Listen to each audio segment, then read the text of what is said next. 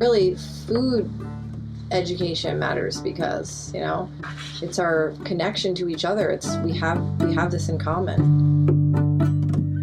And it's just incredible when we actually sat down and I said, okay, we're going to make this big chart that says, is food access equitable in our community? And here's the yes column and here's the no column.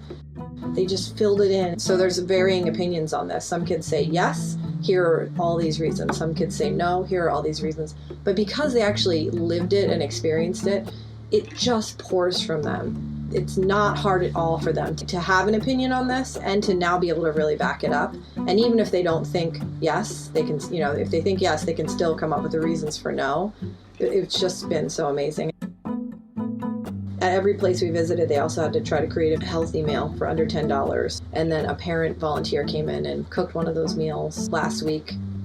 Chicken parmesan with pasta, and it was kind of our wrap up. It was just so amazing. So I think, again, it's another piece of being a citizen is thinking about the other citizens.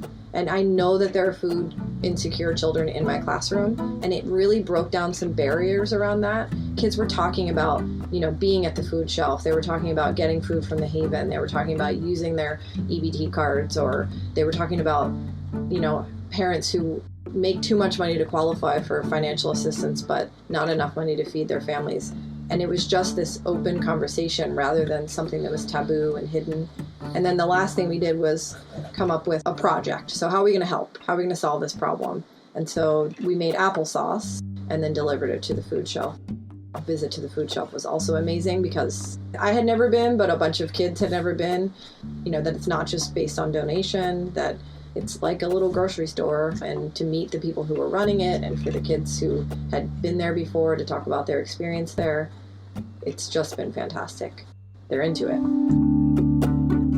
I feel like it's real, and I see that I don't have to try to get them to care. They're so fully engaged. I'm Meg Hopkins, and I live in Tunbridge, Vermont, and I teach here at Sharon Elementary School.